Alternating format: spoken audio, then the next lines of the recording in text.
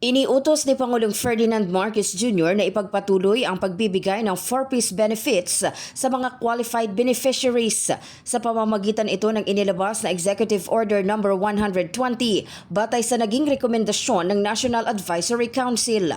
Ayon sa kautusan, sakop nito ang mga pamilyang tapos na sa maximum 7-year period ngunit nananatili pa ring mahirap batay sa assessment ng pamahalaan.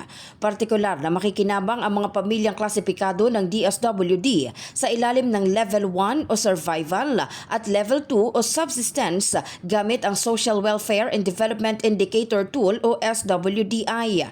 Punto ng palasyo, kailangang saluhin ang mga pamilyang lubhang naapektuhan ang kita dahil sa mga nagdaang crisis tulad ng COVID-19 pandemic. Dahil dito, inatasan ang DSWD na magpatupad ng strengthened case management gamit ang enhanced SWDI tool sa loob ng 30 araw. Ito ang gagamitin ng ahensya para i-assess ang kahandaan at well-being ng mga benepisyaryo bago sila opisyal na mag-graduate sa programa.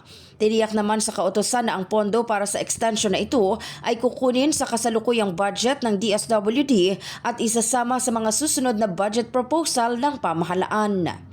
In the heart of changing lives, ako si Brigada Maricar Saragan ng 15.1 Brigada News FM Manila, The Music and News Authority.